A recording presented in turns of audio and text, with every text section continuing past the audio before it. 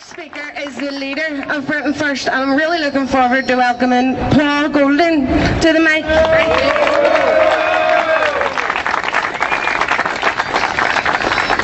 Thank you very much, everyone, for this warm welcome. Both me and Jada are thrilled to be over here. You probably see my online reports of I was over on the 12th of July. This sound system's annoying. I was over on the 12th of July. I pretty much come every year. It might surprise you to know that Britain First was conceived and launched in Northern Ireland. I remember being in an office with two other people in Dundonald, near Stormont. And there was three of us sat around a table, and we looked around at the political scene, the political landscape, and there was nothing in this country with any backbone that would stand up for our people. We resolved right then that we would launch a movement, you know, and carry out a 30-year struggle to save our country. It's going to be a long, hard road. You know, we might not survive this struggle. England is going to descend into civil war. There's going to be bloodshed. You've seen the template for this kind of thing over in Northern Ireland during the Troubles. That is going to come to the mainland, except it's going to be far more vicious and bloodthirsty. But myself and Jada and the rest of our movement, we started off with 3 people, and now we number millions around the world. And I can tell you now, we will not stop. No matter how many times they shoot us, stab us, throw cans at us, no matter how many times they try, the police arrest us, throw me in prison. I spent the entire Christmas period in prison for confronting a hate preacher in Cardiff who said it was okay for Muslims to keep sex slaves. They threw me in prison because I burst in the mosque to confront him. Well, I can tell you now, they can throw me in prison, they can shoot me, they can bomb me, they can blow me limbs off, but I will not stop until this country has been restored to its former glory. This country is our inheritance from our ancestors. Hands up, how many people here have got parents and grandparents who fought for this country in wars? Get your hands up.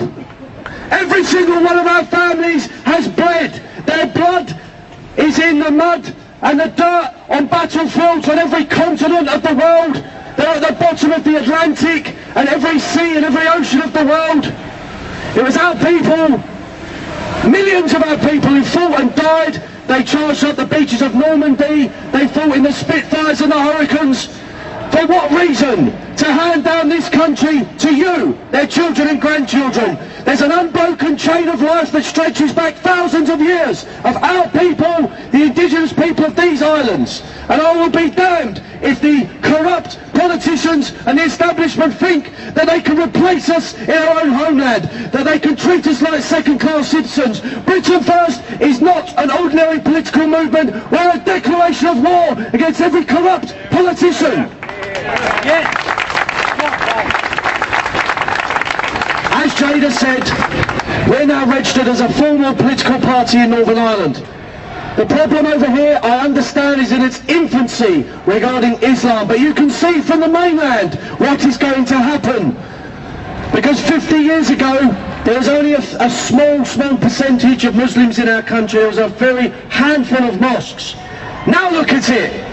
I've been up and down England, Scotland and Wales, and I can tell you now, some areas of our country, some towns, Luton, East London, Blackburn, Bradford, they are no longer British. They resemble the Third World. They resemble the Middle East. They are lost to our country. The politicians are deliberately replacing us in our own country. It's an act of genocide. I see it over in Northern Ireland. They're suppressing our culture, our traditions, just a little bit at a time. A little bit here, a little bit there. We'll have nothing left by the end of this process. It's time to grow a backbone and fight for our country, just like our ancestors did. One thing that absolutely sickened me, because I was over in Northern Ireland at the time, I lived in Northern Ireland for a whole year before I moved back to the mainland. Britain First was conceived and launched over here. We based Britain First, our approach, our logo, our crest. Where are they? Look at this, look. Does this look familiar? We based our entire movement on Ulster Loyalism and Ulster Unionism. Britain First was always back the Unionist, the PUL people of Northern Ireland. We will never surrender, and we will never bow down to these corrupt politicians. It made me sick the day they took that flag down from City Hall. And now I see it there, an empty flagpole. That is a symbol, rubbing it in our faces, of our oppression in our own country. We can't even fly our bloody flag over our own town hall. This is just the beginning. Don't think this is going to get easier. Don't think it's going to get better. It's going to get a lot worse. It's going to get so bad, eventually, that the British people are going to have to get up off their lazy backsides and do something. At the moment, it's quite possible for people to watch X Factor on a Saturday night, to go down the pub. Most people are employed. Everyone can most feed their families. But I can tell you now, over the next 10 to 15 years, there's going to be fundamental changes in this country. Our country is going down the toilet. How many of you have been over to London? How many of you have been over to the mainland and you've seen these areas like Birmingham and Nottingham and Bradford? How many people have seen what these towns have become? Now I remember a brave Christian spoke out about this over here. Now, before that, I used to go to a church when I lived over here in northern Belfast. In White Rock, I believe.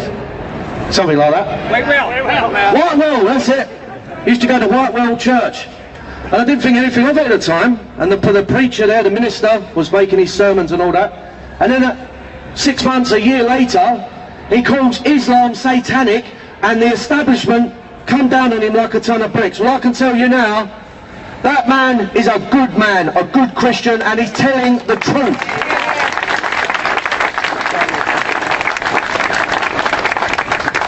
Pastor McConnell is a good man, and he was a brave man.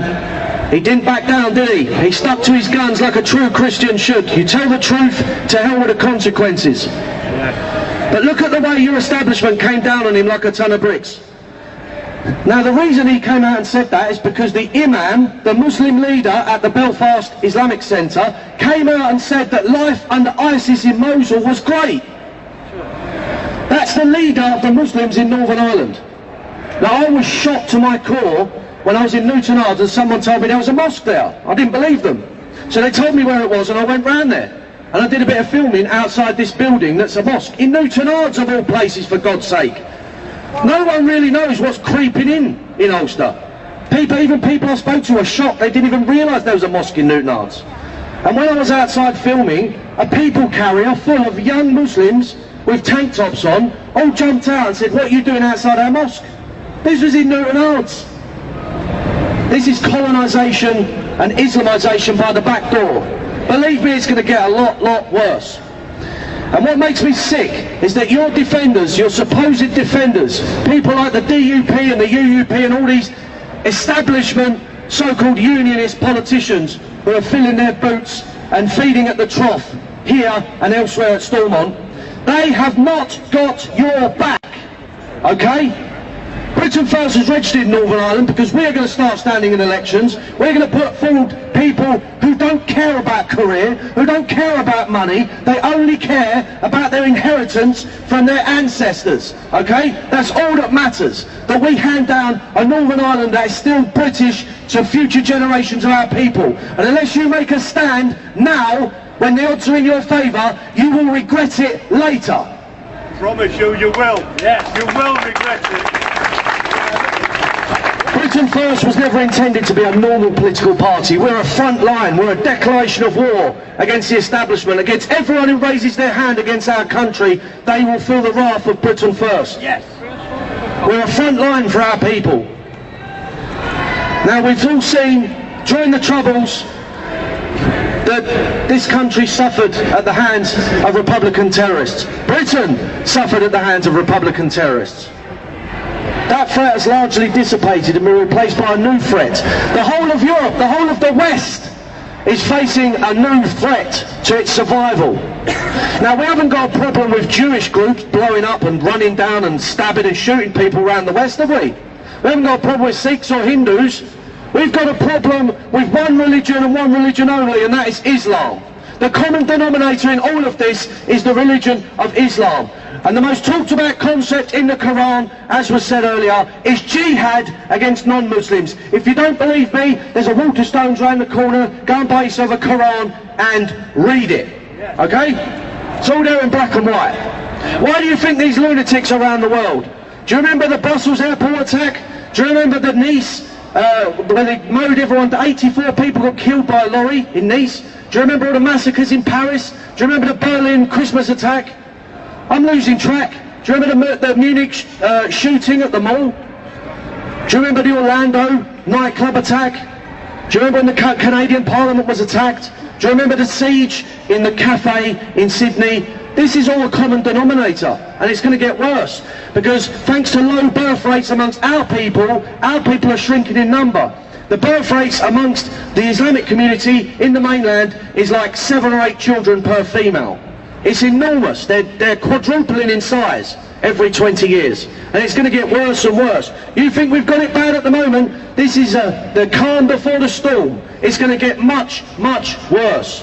The amount of attacks, the amount of grooming scandals, FGM, halal slaughter, all these problems, terrorists, extremists, the mosques all over the country, new mosque applications, they're popping up absolutely everywhere. It's going to get worse and worse and worse. And I can tell you now, they've already got a foothold here in Northern Ireland. I've seen it with my own eyes. When I burst into the Islamic Centre of Belfast to confront that vile excuse for a human being who said life is good under ISIS, when I went in there, I could see that this was just the beginning. When I was outside Newtonard's mosque and a big mob of them came over to me and said, "What are you doing outside our mosque? This is happening already on your streets." Okay? And if you think the politicians in Stormont and this building behind me are going to defend you, are going to protect you, have got your best interests at heart, you're grossly mistaken. Because they're already gone native in the establishment, they're corrupt. All they care about is money and career. Okay? You can tell by the danger that people like me and Jada put ourselves in. We care little for ourselves. We exist purely to fight for our country. We've dedicated our lives to this movement, and millions of people all around the world and in Britain are following us now. This is just the beginning. I can tell you now, one day we will take our country back. One day the boot will be on the other foot. One day we will have the upper hand. And I can tell you now, down to small things like that flag going back up, down to things like no terrorists in government, you don't bomb and shoot your way to power, the honour of our country and our ancestors will be restored. We will not bend over backwards to appease Republicans or Islamists. Their feet will not touch the ground. We will use the power of Great Britain to make our people safe, to put our own people first in our own country. That is the ultimate goal of our movement, and that's why we chose the name Britain First, because that is exactly what we stand for. At the moment, England is weak. Our people are asleep. Our young folk do not know what's going on. They've come from an education system that's brainwashed them, denied them their own history and their own heritage. Okay? But I can tell you now, we will restore our country. We will put our own people first. We will sort our borders out. We will grab this country by the scruff of the neck and rebuild it. And our ancestors smiling down on us from heaven will be proud of this generation.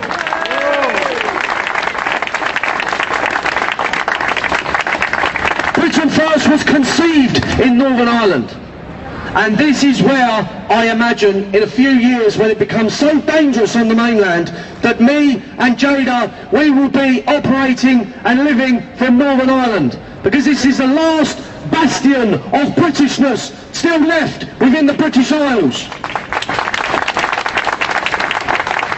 I brought some of my security with me over on the 12th, and they could not believe it. Their eyes were popping out of their heads. You know, and I took her, where's Paul gone? I took Paul, he's an Orangeman and he's never been to Northern Ireland. I took him on a tour yesterday. We was at the bottom of the Crumlin Road, and I came out to the roundabout. I said, if you turn right here, it's Republican. If you turn left, we're into the Shankill estate, Loyalist. And we turned left, and all it, straight away, bunting, flags, and it was amazing. How did that make you feel, Paul? This is the last bastion of Britishness left. And I can tell you now, Britain First stands 100% behind the PUL community in Northern Ireland. You're our people and we are your people. For Queen and country, we will take our country back. We will make our ancestors proud. We will build a future for our children unlike they can ever dream. And it all starts today. Yes. Are you behind us? Are you with us? Yeah. Enough of corrupt unionist politicians. Enough of the Republicans riding roughshod over our culture and our traditions. We have had enough. Britain First has come to Northern Ireland and we're here to stay. And I can tell you now, we will give, just like Jada said, we will give all these corrupt politicians a real rough time. You've probably seen Britain First running around the streets of England on every, street corner, absolutely going to town on Islamic extremists. We created so much trouble in London for all the Islamists, people like Anjem Chowdhury, Abu Izzadeen, all the terrorists, all the people who radicalised the killers in Rigby. We chased them off the streets of London. And if we have to come here and chase the corrupt politicians in City Hall and Stormont off the streets, then we bloody will, because we love our country. Britain First, fighting back!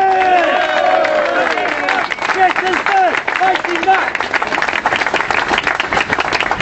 I hope that you will get behind our movement here in Northern Ireland, and we're going to be spending a hell of a lot of time over here, because like I said, this is the only place, if you're a patriotic British, and you love your country, this is the only place that you can come. And I know every single one of you are either in the Orange Order, or you're in a loyalist flute band, or you're some way connected to the cause. And this is what we want to bring to England.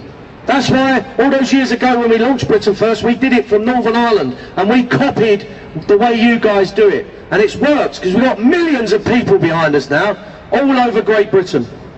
The struggle is just beginning. We don't know how it's going to end. But all I can say is, in a few decades, you need to be able to look yourself in the eye, in the mirror, and think, I did my duty for my country. I did what is right, not what was convenient. I can hold my head up high. We don't know how this is going to end. But we can choose, as proud British patriots, to fight with our last dying breath and every drop of blood in our body for Queen and country, for